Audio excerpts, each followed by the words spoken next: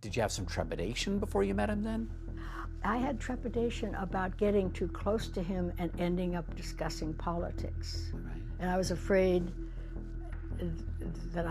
I'd get to like him and that would be a problem. Behind the glitter and charm of old Hollywood, there are stories that never made the headlines, moments of kindness, quiet acts of respect, and the personal truths of famous faces when the cameras stopped rolling. In 1958, the Rio Bravo set at Old Tucson Studios was buzzing with energy, and for good reason.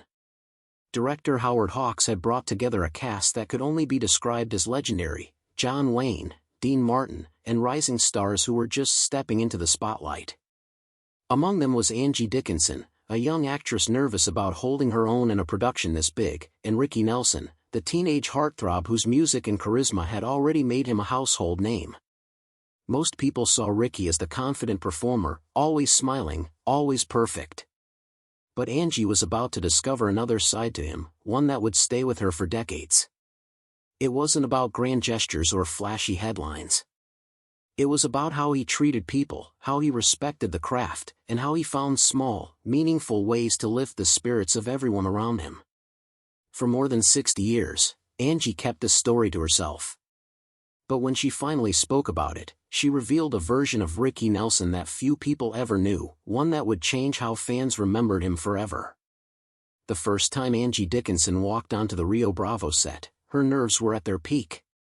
She was surrounded by Hollywood royalty and had to prove herself in every scene.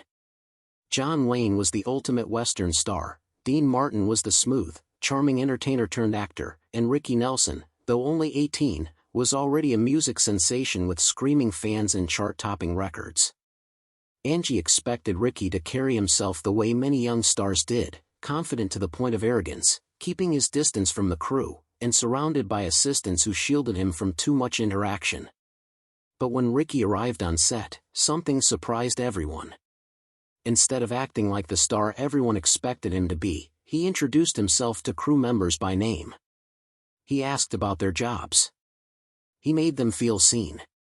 There was no ego, no sense of entitlement, just a young man genuinely curious about the world of filmmaking. Angie watched him closely in those first few days, and she began to notice that this wasn't a one-time act to make a good first impression. It was simply who Ricky was. He had a way of blending in as part of the team rather than standing apart as the star, and it set the tone for how the whole production would feel over the weeks ahead. In Hollywood, it's common for actors, especially ones already famous in another field, to focus only on their own roles and stay in their comfort zones. But Ricky Nelson approached the set like a classroom. He was eager to learn, not just about acting, but about every technical aspect of making a movie. While other actors spent downtime in their trailers, Ricky wandered around the set asking the lighting crew about their equipment, talking to the camera operators about angles, and watching stunt rehearsals with fascination. He wanted to know why certain lenses were used, how lighting could change a scene's mood, and how stunts were planned for safety. For Angie, who was still new to the film industry, watching Ricky's curiosity was eye-opening.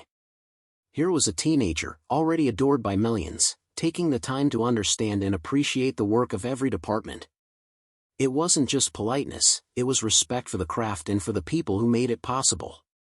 And the best part was that Ricky's interest seemed completely genuine.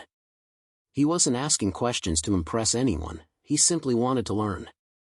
Angie realized that this kind of humility was rare in Hollywood, and she quietly began to admire him for it. Ricky's attitude had a surprising ripple effect on the Rio Bravo crew. Normally, a film set has a certain hierarchy, big stars stay in their own circle, and crew members keep their heads down and focus on their work. But Ricky blurred those lines. His genuine respect for everyone inspired the crew to go the extra mile. The cameramen experimented with new techniques because they knew Ricky would appreciate the artistry. The sound crew, touched by his interest in their work, paid extra attention to making every scene perfect. Even seasoned actors like John Wayne seemed more relaxed, sometimes pausing to give extra guidance to younger performers. Angie noticed this shift and realized that Ricky's quiet example was influencing the entire production. It wasn't just about his performance, it was about the environment he helped create. Ricky's approach showed that respect is contagious. When one person treats others with genuine kindness, it encourages everyone else to do the same. For Angie, this was a lesson in professionalism she would carry with her throughout her career. True respect isn't demanded, it's earned through actions. About 3 weeks into filming, Angie arrived on set to find something unexpected. Sitting on her director's chair was a folded piece of paper with her name written neatly across it. Inside was a handwritten note from Ricky Nelson. It wasn't long or overly dramatic, just a heartfelt message praising her performance from the previous day and thanking her for helping him become a better actor. At the bottom, he had signed his name with a small doodle of a guitar. Angie was stunned, not just by the compliment, but by the fact that Ricky had gone out of his way to watch a scene they didn't even share. He had no obligation to pay attention to her performance, yet he had done so and taken the time to let her know he appreciated it. Over the next few weeks, Angie realized that these notes weren't a one-time gesture, they were something Ricky did for many people on set. A grip who worked late to perfect a shot, a costume assistant who made last-minute adjustments, a makeup artist who solved a tricky problem, all might find a small note from Ricky acknowledging their efforts. These weren't grand public displays meant to win attention, they were private, thoughtful acts that made people feel valued. It wasn't just the notes. Ricky seemed to have an uncanny sense of timing when it came to lifting people's spirits. On long filming days when exhaustion was setting in, he might casually strum his guitar between takes, not performing for attention, but creating a soft background melody that made the work feel lighter. Sometimes he would crack a perfectly timed joke that made the crew burst into laughter, breaking the tension without slowing down the day's work. Angie noticed that this was never forced. Ricky wasn't trying to be the center of attention. Instead, he was reading the room, sensing when people needed a boost, and offering it in the most natural way possible. The effect was powerful. Crew members began looking out for each other more. People worked together with more patience and kindness. Even small disagreements seemed to fade faster. It was as if Ricky's quiet leadership had reshaped the atmosphere into one where everyone felt like part of the same team. One day, the Rio Bravo set faced one of its most challenging moments. A complicated scene involving multiple characters was being filmed, but everything that could go wrong seemed to happen at once. The lighting kept changing because of shifting clouds, the sound crew was battling interference from a nearby radio signal, and take after take had to be discarded. Frustration was rising fast. Angie could see tempers starting to flare, and she braced herself for the kind of tension that could bring a production to a standstill. But instead of retreating to his trailer like many stars might, Ricky stayed on set and began asking the crew about the technical problems. He didn't act like he could fix them, he simply showed genuine interest in what they were facing. His calm curiosity seemed to slow the tension and refocus the crew. By treating the situation as something to understand rather than something to be angry about, Ricky helped shift the mood. It was a subtle moment, but Angie never forgot it. It showed her that leadership isn't always about taking control, it can be about setting the right emotional tone so others can do their jobs better. By the end of filming, Angie Dickinson's view of Ricky Nelson had completely changed. She had expected to work alongside a charming young star, but instead, she had met someone whose humility, kindness, and quiet thoughtfulness were rare even in everyday life, let alone in Hollywood. Ricky didn't seek attention for his good deeds, and he never acted like the rules of respect and hard work didn't apply to him. His approach to the set showed Angie that real professionalism is about more than just talent, it's about how you treat people, especially when no one else is watching. Over the years, as Angie's own career grew and she worked with countless actors, directors, and crews, she often thought back to her time with Ricky on the Rio Bravo set. His way of moving through the world, with curiosity, humility, and genuine care for others, remained a lasting example. And when she finally shared this story decades later, it wasn't to add to his legend as a performer. It was to reveal the quiet truth about the kind of person he was, a truth she believed his fans deserved to know. He spent time with the sound engineer learning about the interference problem. He chatted with the lighting team about working with natural light. His curiosity and genuine concern transformed what could have been a miserable day into an impromptu learning experience. By the time the technical issues were resolved, the entire crew felt more connected and energized than they had at the start of the day. Angie realized she was witnessing something rare. Leadership that wasn't about commanding from the top, but about lifting from within. Ricky wasn't trying to be the boss or the star. He was simply being human in a way that reminded everyone else to be human, too.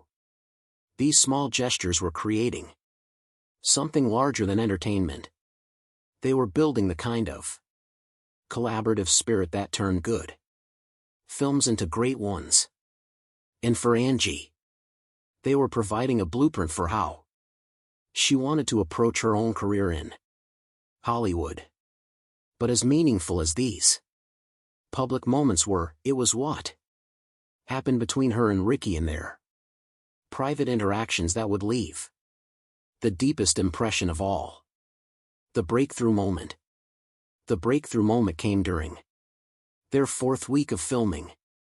Angie and Ricky were working on a particularly challenging scene, one that required subtle chemistry and perfect timing between their characters. They'd run through it several times, but something wasn't clicking. The dialogue felt forced. The emotions weren't quite landing. And you could see Howard Hawks growing increasingly concerned behind the camera. That's when Ricky did something that completely changed Angie's understanding of what it meant to be a scene partner. Instead of focusing on his own performance or getting frustrated with the repeated takes, Ricky quietly asked Hawks for a few minutes to work through the scene with Angie off camera. Not to run lines. They both knew those perfectly. But to really dig into what their characters were feeling in that moment. What followed was one of the most generous acting partnerships Angie had ever experienced. Ricky didn't approach it as the famous recording artist helping the newcomer or even as an equal sharing ideas.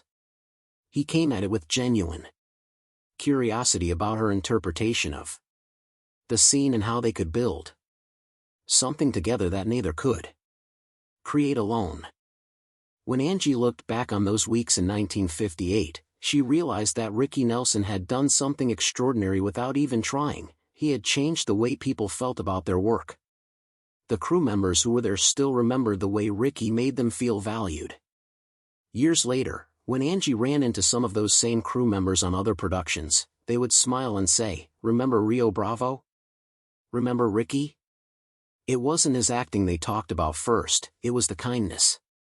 In an industry that often focuses on speed, budgets, and ego, his presence had been like a breath of fresh air. He made people slow down just enough to notice each other and appreciate the effort it took to create something together. Angie believed that this was one of the reasons the film itself felt so special. The atmosphere on set had been one of respect and warmth, and somehow that energy had found its way onto the screen. It was proof, in Angie's mind, that how a movie is made can be just as important as the final product the audience sees. For decades, Angie never told the full story of Ricky Nelson's quiet gestures and thoughtful actions. Part of it was her own nature. She wasn't the type to share private moments just for publicity. But another reason was that she felt protective of Ricky's legacy. She didn't want these stories to be taken out of context or turned into a shallow headline. Ricky's kindness wasn't a brand or a strategy, it was simply who he was, and Angie wanted to preserve that truth. It wasn't until much later in her life, after Ricky had passed away, that she felt ready to share the story. By then, she had seen enough of Hollywood to know how rare his qualities truly were. She realized that younger generations, who might only know Ricky through his music or his public persona, deserved to hear about the kind of person he was when the spotlight wasn't on him. And so, in interviews and conversations, she began to tell the story, not for drama or gossip, but as a reminder of the power of small acts of respect and kindness. In a world where fame often magnifies flaws and rewards arrogance, Ricky Nelson's example stood out all the more. He wasn't perfect, no one is, but he seemed to understand instinctively that success means little if you lose your humanity along the way. For Angie, that was the real secret side of Ricky Nelson, not a scandal, not a hidden romance, but a deep-rooted humility that shaped everything he did. This wasn't the kind of story that made front-page news, but it was the kind of story that stayed with people for a lifetime. Angie often thought about how different the world might be if more people, inside and outside of Hollywood, took the time to make others feel seen and valued. Ricky's way of moving through the world had cost him nothing, yet it had given so much to those around him. And in a business built on appearances, that kind of authenticity was pure gold. When Angie finally spoke openly about Ricky's secret side, she knew it might surprise people who only remembered him as a handsome teen idol or a smooth-voiced singer. But she hoped that hearing about his humility and generosity would deepen their appreciation for him. To her, Ricky's greatest achievement wasn't his music or his acting, it was the way he treated people when no one was watching. She wanted fans to understand that behind the fame was a young man who approached life with curiosity, treated everyone with dignity, and believed that every person's contribution mattered. Angie's voice would soften when she spoke about him, and her eyes would light up with the memory. For her, those weeks on the Rio Bravo set were more than just another job, they were a reminder that kindness is a kind of legacy all its own. And long after the cameras stopped rolling, that was the part of Ricky Nelson she wanted the world to remember.